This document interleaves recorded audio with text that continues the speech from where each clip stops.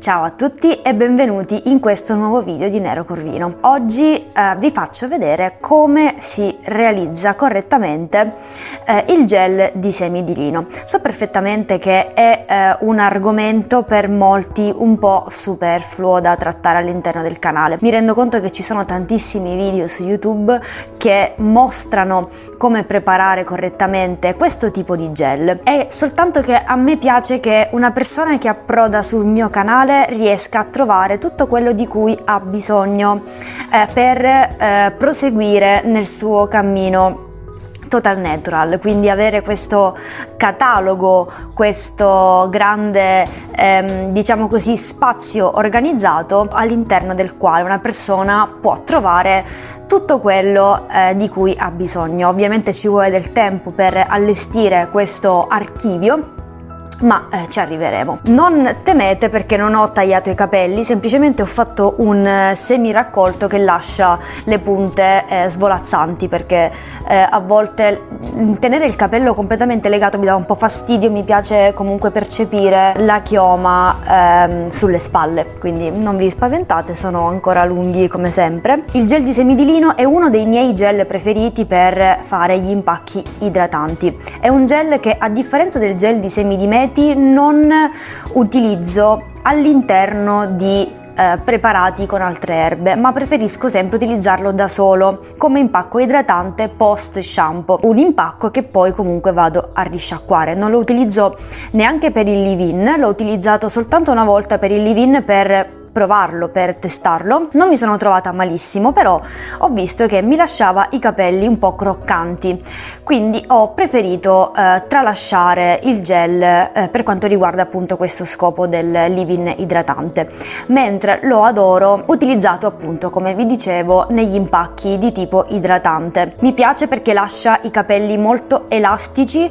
molto morbidi, lascia una sorta di setosità che invece altri gel non mi lasciano, quindi lo prediligo appunto per questo tipo di impacco, perché noto che sprigioni al suo meglio le sue proprietà sulla mia chioma, sul mio tipo di capello, che è un capello non particolarmente robusto, non è un capello particolarmente cheratinico, è un tipo di gel che mi aiuta moltissimo, insieme poi al gel di aloe vera, che effettivamente è un gel che ritengo molto efficace per il mio tipo di chioma, mentre il gel di meti, che lo ricavo dalla polvere, il quale vi lascio il video qui in alto, magari ve lo siete persi nel frattempo, è un gel che utilizzo prettamente in cute per tutta una serie di motivi che vi spiego in quest'altro video. Niente, adesso ragazze io vi lascio al tutorial, spero comunque che possiate apprezzarlo e noi ci vediamo al prossimo video.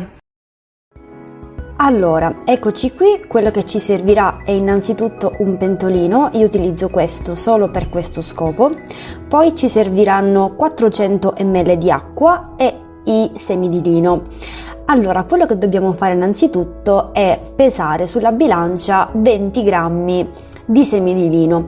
Questa quantità appunto mi consentirà di ricavare una quantità di gel che io poi posso utilizzare tranquillamente nel corso del tempo, quindi comunque mi permette di poter diciamo così ricavare una quantità di gel sufficiente affinché io stia tranquilla per qualche settimana.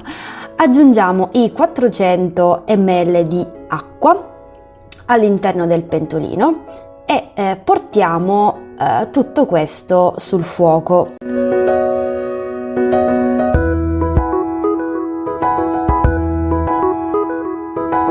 Allora, adesso quello che dobbiamo fare è accendere la fiamma e metterla a fuoco dolce, quindi mi raccomando, non dovete mettere la fiamma in una modalità aggressiva, ecco, assicuratevi che il fuoco sia morbido e copriamo con il coperchio. Questa è un'operazione che dobbiamo attenzionare un po', quindi cercate magari di rimanere nei paraggi del fornello, così potrete monitorare in modo un po' più attivo e preciso questa fase. Allora, dopo circa 2 minuti vedrete che sollevando il coperchio si comincerà a formare questa schiumina. Questo vuol dire che il gel comincia un po' a fuoriuscire e infatti dopo circa altri 2 minuti l'acqua comincerà appunto a bollire e vedremo che si crea questo miscuglio appunto tra il gel che comincia a fuoriuscire e i semi. A questo punto vedete che appunto il gel fuoriesce per bene, comincia a formarsi e a depositarsi anche sulle pareti del pentolino. Qui invece sono già passati circa 5-7 minuti dall'ultimo bollore. Adesso quello che dobbiamo fare è spegnere la fiamma, rimettere il coperchio che abbiamo tolto e aspettare che tutto si raffreddi. Arrivati a questo punto è passato circa una mezz'ora, 40 minuti. Ecco, diciamo che questo dipende un po'. Vedete un po' voi quando appunto il composto si raffredda e date una mescolata col cucchiaio per verificare appunto che il gel si sia correttamente formato.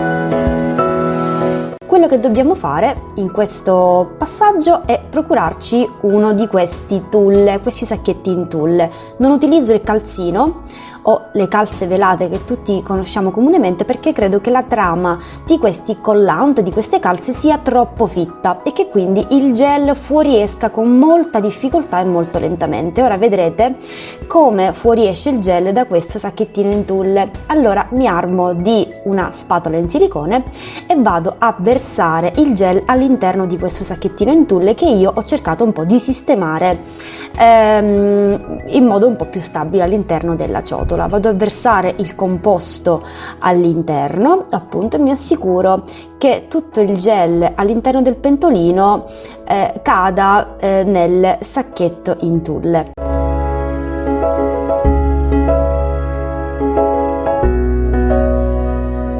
A questo punto solleviamo semplicemente il sacchetto e vediamo che già metà del gel è completamente scivolato dal sacchetto alla ciotola. Ecco, questo era quello che vi dicevo, perché comunque il sacchetto in tulle, avendo una trama meno fitta, un po' più ariosa, che permette appunto il passaggio della sostanza del gel, che è un gel molto viscoso, molto denso, che somiglia molto all'albume dell'uovo. Ecco, questo tipo di trama permette il passaggio in modo molto più sereno del gel e quindi ci consente di fare anche un po' prima rispetto invece alle difficoltà che si possono incontrare con il collant o con una calza che ha diciamo un intreccio molto fitto, molto stretto e che porterebbe soltanto un insieme di difficoltà.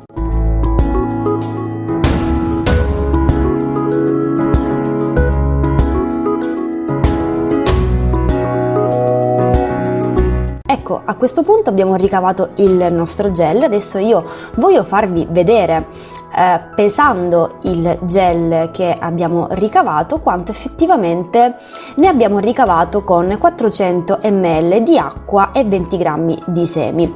Adesso io lo peso in grammi e, come potete vedere tra poco anche voi, il gel che siamo riusciti a ricavare da queste quantità ammonta circa a 250 grammi di gel, quindi comunque è una buona scorta. Adesso potete anche decidere di conservarlo in questi scatolini in plastica monodose, oppure, se preferite come faccio io, conservarlo in barattolo, perché quando io vado a fare poi l'impacco idratante me ne serve molto, quindi io preferisco conservarlo in barattolo.